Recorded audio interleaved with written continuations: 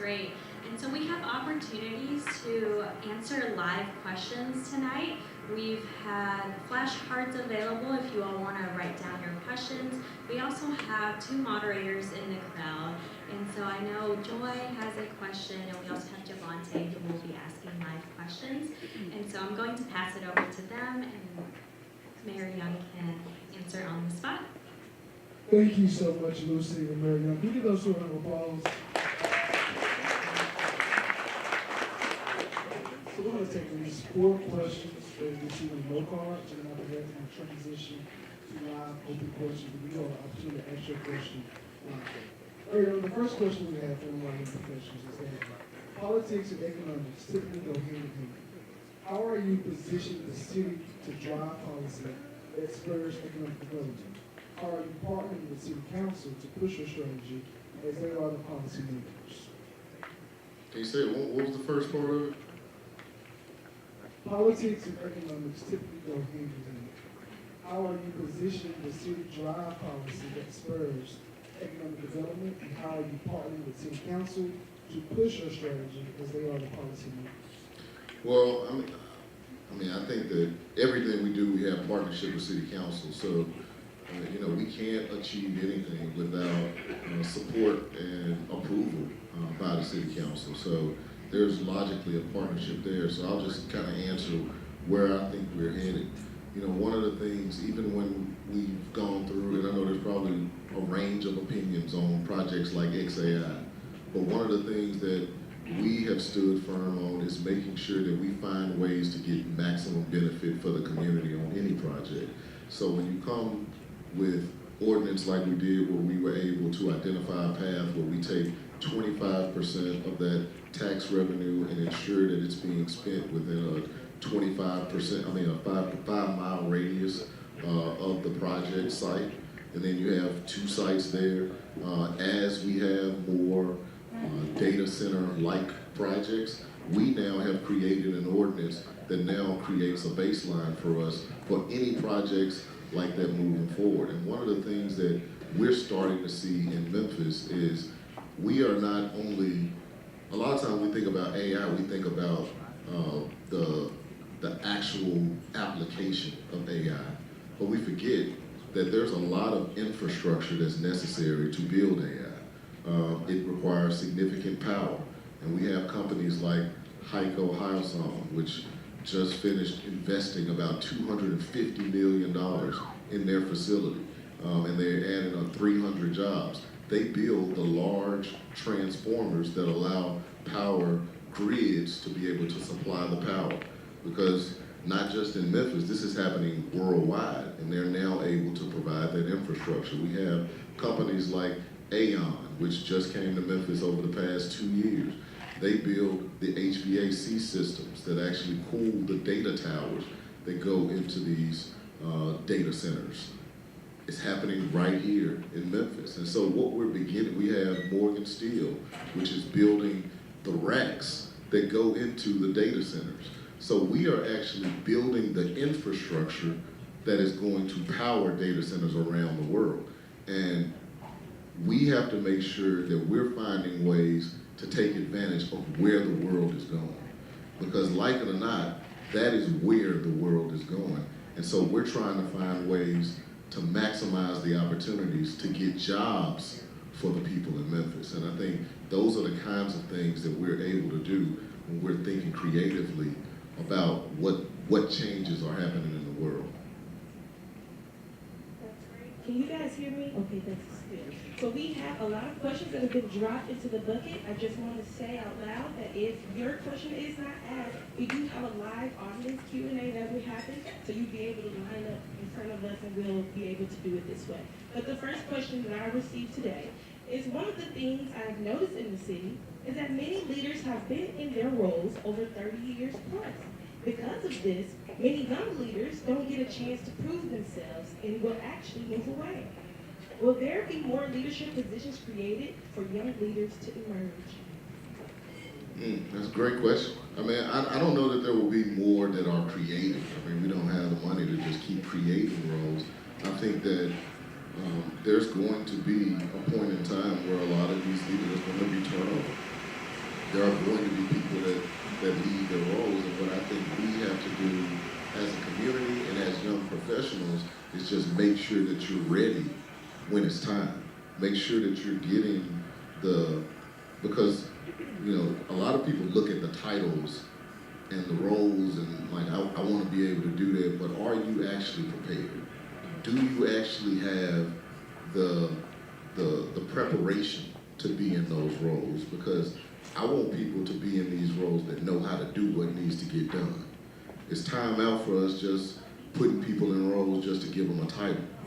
We don't need that. We need people that are actually qualified to do the things so we can get the best people in the role so we can get the best results for the people in our city. And so I think it's important for this generation to be getting prepared, find ways to work in the spaces that best interest you, because the moment is coming, and you know, turnover will happen. It's just a natural fact of life. Thank you for the question, Marion.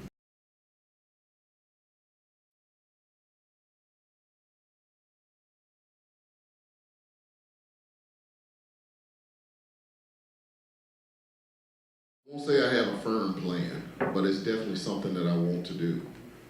We have, to date, the way that we've invested in mental health has been working through partners, because the city is not a direct mental health provider. Our largest mental health provider, which is Alliance Healthcare, has been who we have been investing in. They just built a new facility over off of Summer that allows us to be able to take individuals, instead of them having to go, when they interact with our police officers, instead of us taking them to jail, we have a place where we can take them where they can actually get the care that they need. Alliance has been a partner with us in our downtown space, where they are now taking walks with our individuals from our Blue Suede Brigade, and they walk with these individuals so that they can interact with those brothers and sisters that are experiencing homelessness, so that when it's time to get them their meds and things that they need, they have a familiar face that's now talking to them about how they engage with mental health. We just invested in a children's facility with Alliance, where young people that have issues with mental health will have a place to go, and that'll be right across the street from the one that they built on Summer Avenue. So that has been how we have invested, but I agree with the premise of the question, which is that there's much more that's needed. I see Amber, as I look at her, she talks to me on a regular basis about things that we need to do around mental health. We've been talking about how we can do some things with our 911, and I'm saying it publicly. This is something that I want to get done, and these are simple things that she's suggesting, where when you're calling 911, if you're having a mental health crisis, just giving a person an option to be able to say, I want a mental health person. Those are things that we're looking at to try and continually get better. And so I just appreciate the way Amber comes with a solution. She'll give me her complaint, certainly, but she always gives me a solution. And that's what I appreciate when we are engaging, that we're talking about solution-focused dialogues, because that's the way we advance our city. I have another question for you, Mayor. What is the goal for downtown renovations, and how will that help affordable housing for the locals who live there or in surrounding areas? The ultimate goal for downtown is vibrancy. And I completely understand the public sentiment where you feel like so much happens downtown, but not enough happens in these other communities. What I will say is that, one, we are doing things all over the city. Make no mistake, I can point out things in pretty much every community. There's something that we're doing to invest in those areas. But then two, I do think it's important that we all understand how important downtown is to the future of our whole region. Downtown is the shared living space for our city. It's the only neighborhood that's everybody's neighborhood. Everybody should have some ownership in our downtown. And right now, there's a lot more vibrancy that's needed. There are far too many buildings that are not activated. There's far too much blight. And we need to get those spaces activated, because if we're going to be recruiting people to invest, to buy homes, if I'm talking about getting our Memphians from abroad to come back home, we got to show them spaces where they can see themselves in the space. And that's what we're looking to do in downtown, is get many of these vacant buildings that are dormant activated, redeveloped. There are some towers that have been dark for many years, and we want to see those things finally get over the hump. And just so you understand, it really is a math problem. I know it sounds like there's so much that goes into these projects, but I want you to think of it like this. Investment capital, money that comes and invests in a project, is typically going to come from, just say, Wall Street. Wall Street can put its money anywhere in the world. Anywhere in the world. And so if they look at a project, just talking real estate, they look at a project in Memphis, and it shows that I get a 7% return if I invest my money here. And I look at a project in Nashville, and I get a 20% return when I invest it here. Where do you think it's going? It's easy. And so what's happened in downtown is the math doesn't work well. And so in order to get the math to work, that's why we have to offer incentives. And even with incentives, it still makes those deals hard to pencil out. And so they're a lot harder to get over the hump. But because of the work that we're putting in, it's starting to get there. And so the goal is to get that vibrancy, because once we start getting that investment, we will get more investment in other parts of our city. Thank you very much. We have two more hard questions, and I'm going to transition to open audience live Q&A. Instead of you all lining up, myself and George Adrian, we're going to come to you so that we can keep traffic. At that time, Mary Young, thank you so much. At that time, Mary Young, one administration can also, you all would just move closer to the stage, just in case the question is also for you here at the initiation. Mary Young, how does XAI directly benefit the residents in the area and low-income residents in general? Direct benefits, I will say, number one, there was a lot of conversation. There are two primary challenges with data centers. Number one, they use a lot of water. So the first benefit is, instead of it pulling water directly from our aquifer, which is one of our most valuable assets in our region, they are building, at their dime, a $100 million gray water facility where they're going to take water from the adjacent wastewater treatment facility where they clean up the water from all of the sewer, and typically they would put that water into the Mississippi River. Instead, they're going to take that water, they're going to clean it up some more, and they're going to use that water not only to cool XAI facilities, but the TVA plant across the street, which has a well dug into the aquifer and has been pulling 6 million gallons of water per day. They are now going to come off of the aquifer and use this gray water. So that's a benefit to all of us, that we're reducing the use of the water. The other challenge on the environmental side is the power. On the power side, there are a couple of things that have been done. They're tapped into the grid, so they're getting power just like any other facility. But the times of the year where there's what we call peak power, there's about 5 times a year where there's too hot or too cold. And at those points in time, what we do is ask people to curtail their energy use. We'll tell you, don't wash your clothes or run your dishwashers right now because there's too much power on the grid. We've seen brownouts and things like that in other cities. What we ask major companies to do is we ask them to reduce their consumption down to 60%. We call it a demand response program. What XAI is doing is, instead of reducing down to 60%, they've agreed to reduce to 0%. And the reason that they're able to do that is because they brought in these large battery packs. And these battery packs will allow them to completely come off the grid and power their facility during those moments. And not only that, they'll actually be able to sell power back to TVA at the same cost that TVA provided. Most of those battery pack providers will charge TVA 4, 5, sometimes 10 times more to get it. To the direct benefit to the residents in the area. One of the things that we have seen in the past is most major facilities, when they come into our city, they get some form of a tax break. This one doesn't. And so they're paying 100% taxes, which meant in their first year, they paid roughly $25 million in taxes to the city and county. We created this community benefit ordinance so that we can take 25% of the city taxes. We get about 12 million in city taxes. We can take 25% of that and it can be allocated directly to the community. We're going to be taking a resolution to the city council that's been based on a survey of 200 residents in the community to allocate that 25% to go towards some of the things like that they have prioritized. One of the major expenses was around home repairs. And so there will be a home repair program established specifically for those residents in that community. And that's just with the first tranche of money, and we're going to see more invested over the years to come. That's great. This is the last question from the cards. Just like Javante said, we're going to start raising hands, and then we'll come to you as it comes. What companies, I'm really excited about this question, what companies would you like to bring to the city to boost the economy and retain the population? What companies do you have in mind, Mayor?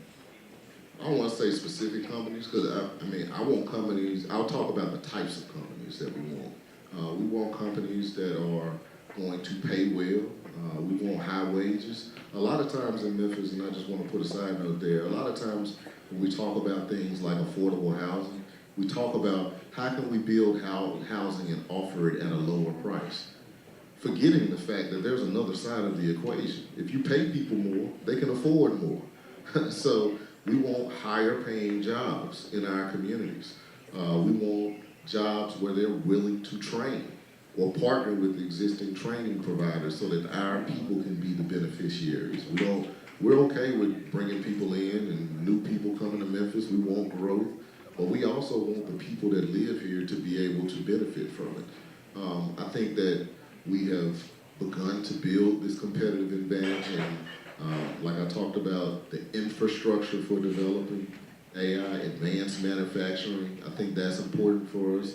I think more things in the medical field and building out those trades. We already have a great medical group of hospitals and things of that nature.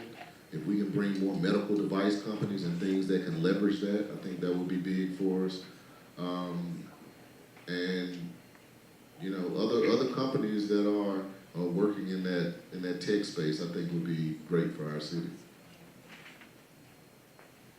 Thank you so much, Mario. Let's give Mario a round of applause. At this time, we're going to now transition to live Q&A. And if you have not heard your question being asked, this is the perfect time to ask your question to Mario as well as his administration for our community president. And as you guys asked, I just got one caveat. If you could just say something you like about Memphis, say something positive about the city before you ask your question, just to bring some good energy into the room. I like that. I'm going to give it all. I like the culture, the diversity of Memphis. And I saw your hand first. So, aside from that, I'll say Memphis is a very resilient city. No matter what we go through, we always find a way to pivot, to work through our trials and our triumphs, and we come out. But good evening, everybody. My name is Breon Coleman, also known as Ms. Frazier. I represent the North Campus and Frazier community. And so my question today is, how does the Young Professionals Advisory Committee plan to create a pipeline and more leadership development opportunities for the current young professionals who will be growing into the next generation of our mayors and city council? I don't know that I can speak for the full council, but I will say that, you know, part of the premise behind having this Young Professionals Council is to have a group of people that can bring those perspectives of young professionals to me on a regular basis, who can talk about the policies and rules, all the things that we're doing, so that we can create a climate where young professionals can thrive. I think that there's certainly more opportunities for us to do engagement. I think events like this and activities where we have young professionals that are connecting and building those relationships are important, and I think you'll continue to see things like that. I was gonna follow up to Mr. Mayor. I think as I shared earlier, like, this young professional advisory committee is about 9 folks. But all 9 of us, literally, our ears listen to everybody in this room and every young professional across this city. And it's our job as that committee to take that, what we're hearing from you, put that in the ear in the halls of City Hall. So like, everybody in this room has an impact. You might see the mayor's young professional advisory committee, but again, imagine 6,000 people trying to get with the mayor. He's like, let me build this committee where I have folks in the city that's already actively connected, and let them bring back those voices, those conversations that they're hearing, so that we can work with him and use those voices to, again, everything he's talking about, making sure that your voice is a part of those decisions that are happening across the city. Thank you. All right, great. We have another live question over here. And remember, we're starting off with something positive, something that you love and like about the city of Memphis. Hey, how you doing? This is Jeremy Calhoun. The SPS Enterprise, and I'm also the chair of YPC. What I love about Memphis, I love the natural talent. We have some of the most naturally talented, gifted individuals. They more cultivation of talent in the city of long term. My question that I had is, I was dealing with some people just before this came about to kind of bring a solid question to the table. And what I got from those conversations was that there's a narrative that Memphis readily gives young professionals social spotlight, awards, recognitions, invitations to luncheons, but not much when it comes to contract or real economic opportunities. That you can serve and give back, and yet there's a struggle to access business, the business ecosystem here in Memphis. And sometimes that social spotlight really translates to meaningful pathways to get land contracts. So there was some concern there. There was another question about the types of jobs. We talk about how many jobs are here in Memphis, but typically when you go on the job boards, they're entry-level jobs. But when you have a city of young professionals that have advanced degrees, they have valued skill sets, those jobs, and when you have limited employers, you got to work at 5 to 6, your Fortune 500 companies, your government, your booming nonprofits. It seems like the opportunities to land those additional employment careers are limited. So what do you tell the young professionals that like, man, I don't been a part of all these young professional groups that's at the table. I don't lose all the degrees of separation that y'all tell us about. But when I come to submit a grant or a contract to the city or to get inside the business ecosystem, I gotta jump through 35 hoops just to get $5,000. But I can go to Nashville and do it and get 10 in less steps. Or the person that said, like, I got a master's, but y'all would go work for a job making $45,000 a year and say, be happy with it. What do you tell that group of young professionals? Man, it's heavy. First, I will say I think Memphis is a very, very relational city. Like, people do business with folks that they know. And that's been that way for many years. It doesn't mean it stays that way, but that is kind of currently how it is. And so I would encourage young professionals, particularly those that are starting new businesses, going out on your own, you've got to build relationships. And it's not just, hey, how you doing, once or twice. It's like being in these spaces, like that's a part of your job now, is building relationships, because that relational capital will result in actual capital. And I think the same thing applies on getting jobs.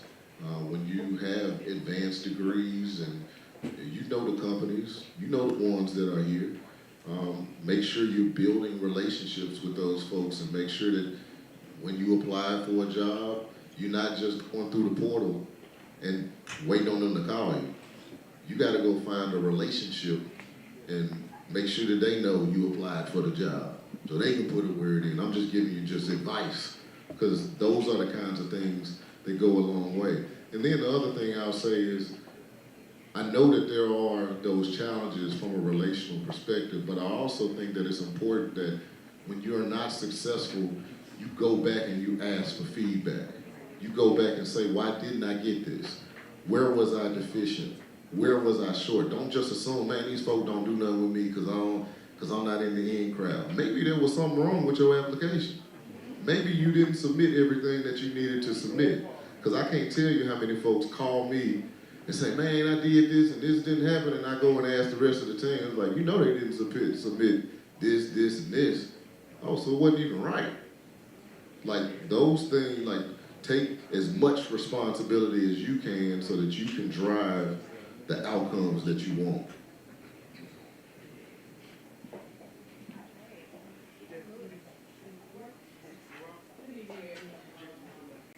Debbie Perry. One good thing about Memphis that I was supposed to say, one is Christmas. I challenge everyone in here. There are several different Christmas trees throughout Memphis neighborhoods. I saw the Raleigh Christmas tree the other night at the Raleigh Library.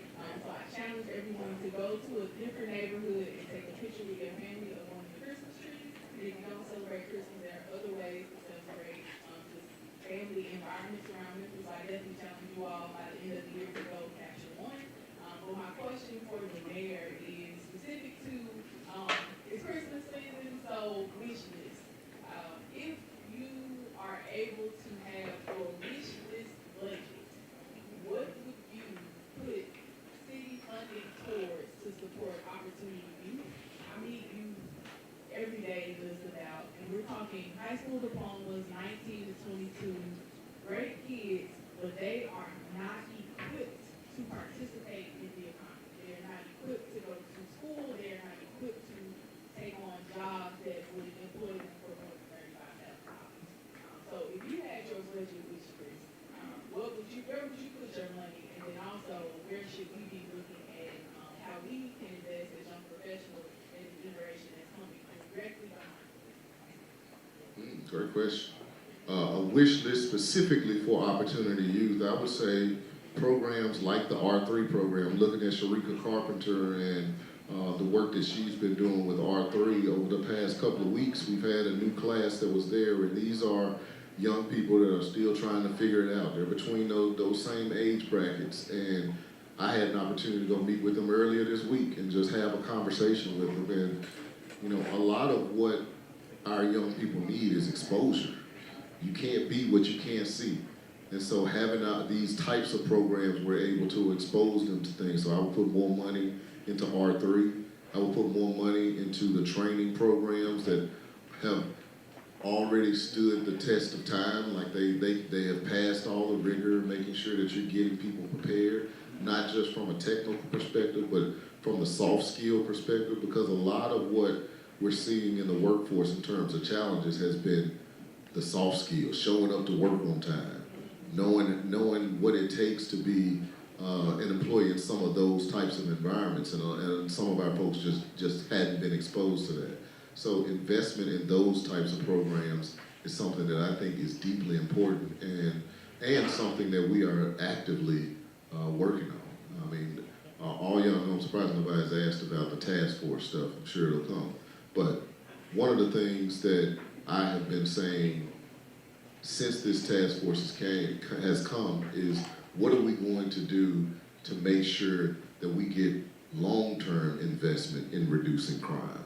We know the short term, we know we want surges of people, and you gotta address the real-time things that are happening, but long-term, if I'm asking people to put the gun down, we gotta put something in their hand.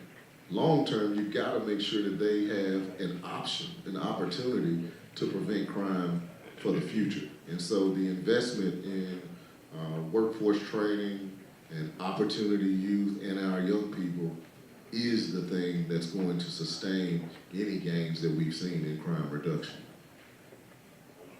Remember, we're starting off with something positive, what you love about Memphis, but also we're keeping our questions as down to 30 seconds as we can. Thank you. Good afternoon, Mayor Young. How are you doing? All right. My name's David Kong, lifelong Memphian. One of my favorite things about the city is all the green space that we have. I feel like we could have wonderful parks and areas to walk, so I always like taking advantage of that.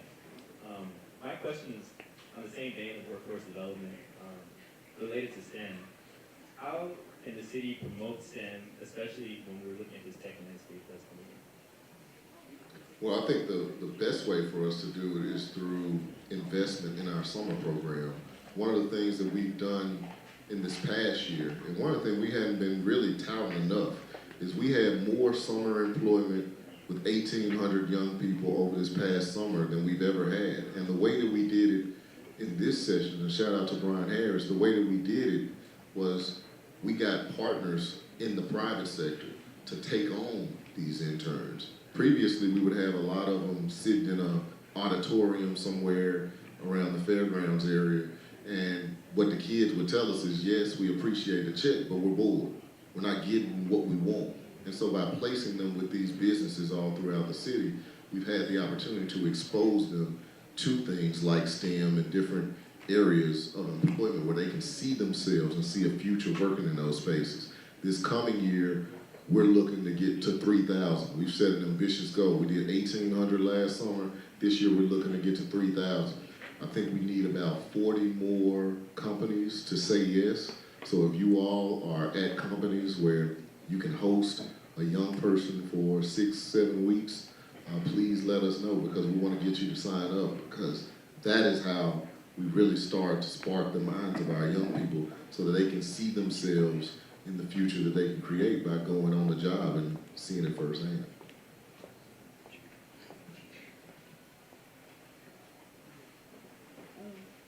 Hi, my name is Mariana Perez, and I'm a current student at the University of Memphis. And my question is, do you think that it's okay to have ICE agents targeting and attacking our communities? If not, what's your plan to keep us safe? Because personally, I have been a victim of the racial profiling that are using to intimidate us. No, I don't think it's all right. I mean, I've said that in numerous settings, and you know, part of this, the challenge with the task force, you know, there are some things that we want. We want to focus on violent crime. We want them going after folks with warrants. We don't want them harassing or messing with our immigrant population, particularly the Hispanic population, which has been the fastest growing population in Memphis for the last few years. And I think that's important. And one of the things that I have been doing as a part of this, I don't tout this on a daily basis, but I'm calling the feds on a very, very regular basis whenever I see those numbers on immigration tick up. And over the past week or so, it's been much lower than it had been in the past. And I think that's as a result of the work that we've been doing, trying to press this task force to focus on violent crime. And I know there was an article, I always talk about this because I want to clear the record. There was an article that was going around on social media. I don't do a lot of talk on social, but there was one that I think the University of Memphis wrote that said, MPD is working with ICE. And it was a very misleading headline, because at that meeting, what I said was that ICE, yes, is a part of the federal task force. And the task force has agents that go out with MPD and they respond to calls for service. That's what you want them doing, because when they're doing that, they are not focused on immigration. So when they said we're working with ICE, that was confusing, because it makes you think that we're working with ICE on immigration. ICE is a part of the task force. Working with MPD means that they're working on executing warrants, responding to calls, and doing the things that we actually want them to do in this community, and not the thing that we don't want them to do, which is bothering the residents of our community that contribute to our economy, that are doing the things that we want all of our great citizens and residents of Memphis to do.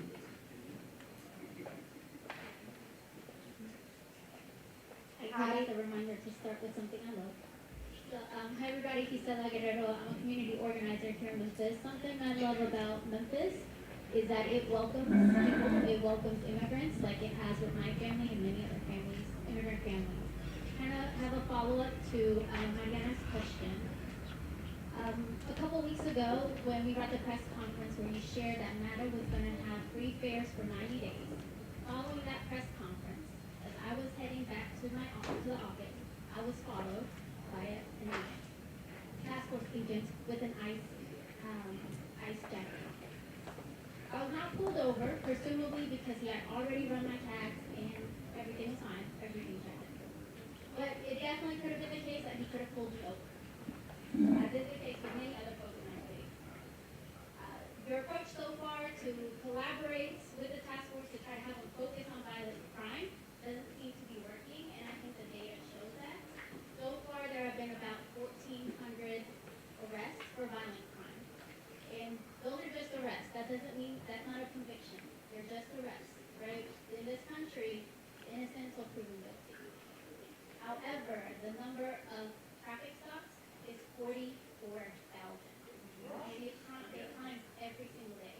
And that's the same type of traffic stops that got Terry Nichols murdered here in Memphis. So my question is, if this approach is not working, are you ready to change your approach?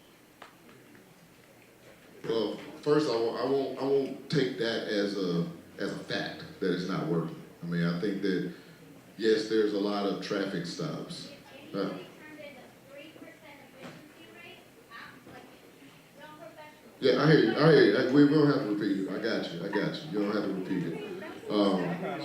Let me answer the question. So, yes, there are a lot of traffic stops. There's also a lot of traffic citations. The roads have been extremely chaotic and hectic in our community, and that is a fact. We've seen so many traffic deaths. We've seen so many people that have been in accidents and things like that because of the chaos on our roads. So yes, it is excessive on the traffic stops, but we also needed to have a recalibration of how we move around on the roads in the city of Memphis.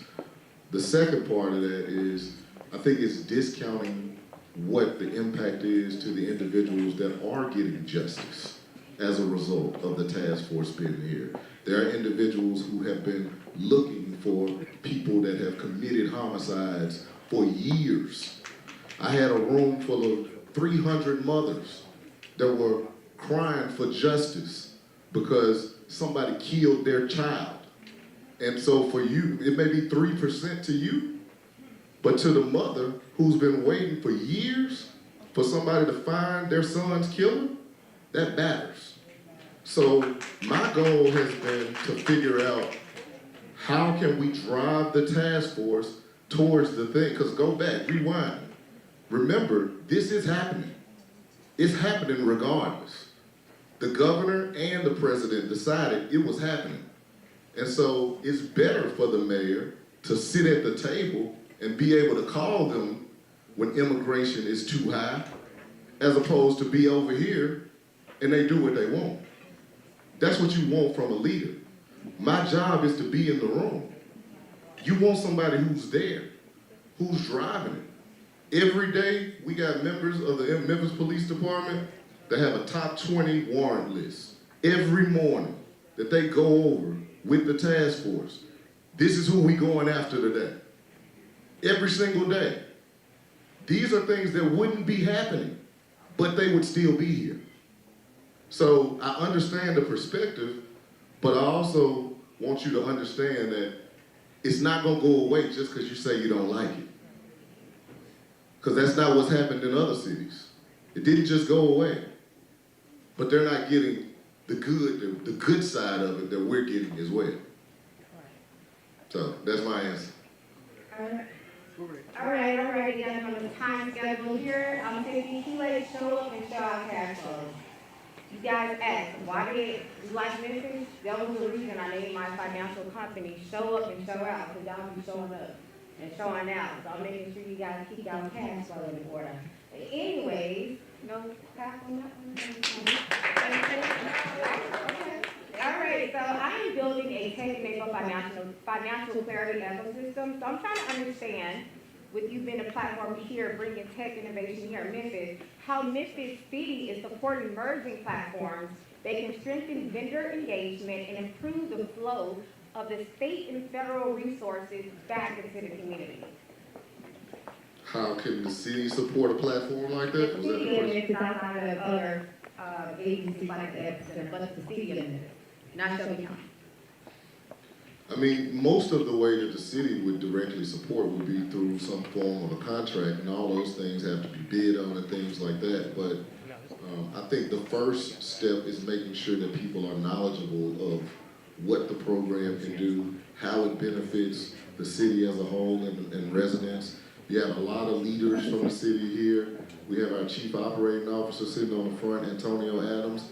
So I would suggest that you come up and talk to him a little bit more about what you're doing and explain how it can benefit so we can learn a little bit more and give you some better guidance.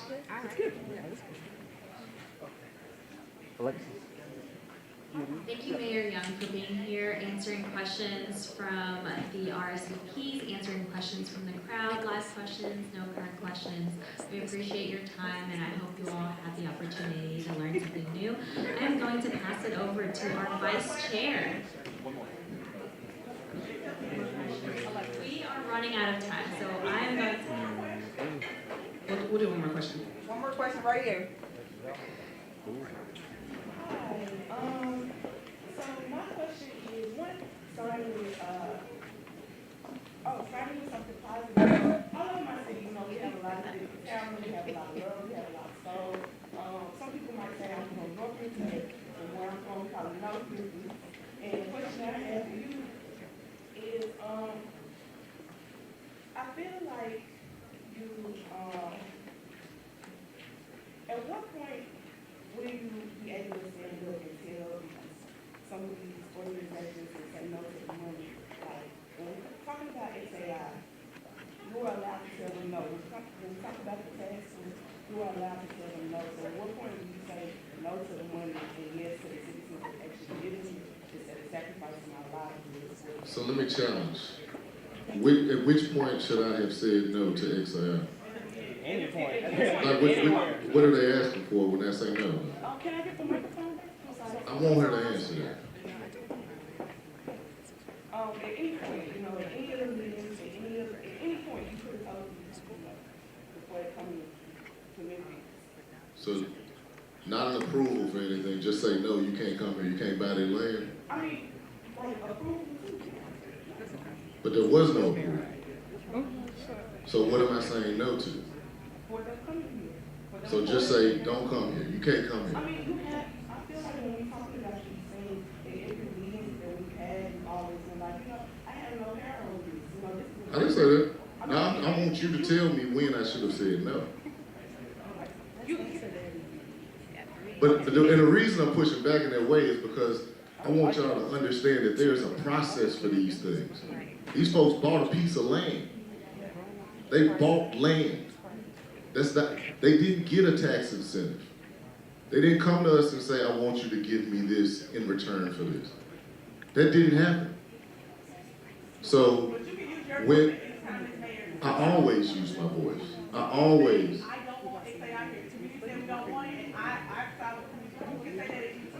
I understand what you're saying, but there are legal ramifications to all of the things that you're saying. So, I mean, we're not going to have a debate. Hey. We're not going to have a debate. This is a Q&A. Y'all ask the question. I'm answering it. You don't like the answer? That's cool. But just I got you. I went back. You gave me your answer. You told me I should have said no at any point. I understand. But I just want y'all to know that there are processes to all of these things. And as a leader, there's always going to be somebody that disagrees with every decision that gets made. And so I just have to stand on what I believe. And I haven't told y'all anything I don't believe yet. So thank y'all for coming. I look forward to continuing the dialogue. Really, really appreciate it. I'm always open to the tough conversations. I'm always going to show up. And that's just who I am. So thank y'all. We appreciate it.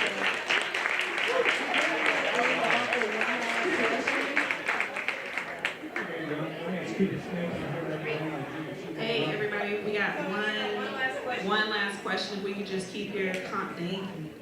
I'm here representing the Junior Achievement Young Professionals Board. I say the thing that I enjoy about Memphis is we've got a lot of people here that care. Even the fact that these people are willing to take their time on a cold evening and I to come out here for a city that they care about. So I would say I agree with you emphatically in the sense that the solution to so many problems that we're looking for is the kids, right, and opportunities for these kids. So we've got so many great organizations here in town, like Junior Team, that are centered around financial literacy, entrepreneurship, career readiness. We've got organizations like Champions for Literacy that are out here trying to teach kids how to read. How do we equip all these organizations to work together? After talking to a lot of these leaders, has anyone sat in a room all together with these organizations? And the answer is no, because they're worried about this pie, right, of giving up some funding here, giving up some funding there. So how do we equip all these organizations that are doing such great work in our city to continue to do even better? I mean, unfortunately, it all still comes down to money and having the resources to be able to do it. But I think it's important for us to begin to move dollars in that direction and get those organizations on the same page with regards to, a lot of times they think they're competing with each other, when oftentimes they're better at one piece of the puzzle than the other person, and so, or the other organization. And so I think it's important for us to be able to set the stage where each organization that has a specialty in a certain area is able to excel and push that piece. Then the next organization is pushing another piece. And I think when you're organized in that way, it makes things much more efficient. Thank you, Mayor. So we are at the close of this. I'm going to give you some instructions, but first, I just want to thank you, Mayor Young, for taking time of your day and sitting in this space. Right? It's gotta be, I can't even imagine what it's like to lead one of the largest cities in this country. And you've got to everyday make decisions. And so thank you for coming here to talk to young professionals about your route to making decisions, and we're going to take your feedback. If you have a question and you didn't get a chance to ask it, that is A-okay. We're gonna collect, please put it on a note card, and please make sure it's legible, y'all, so we can get it right. So that we can go back and compile this information and talk to the mayor about it. That sound cool? Second, on your tables, I made a very cute QR code for everybody. One is to the Spotify playlist, because it's good.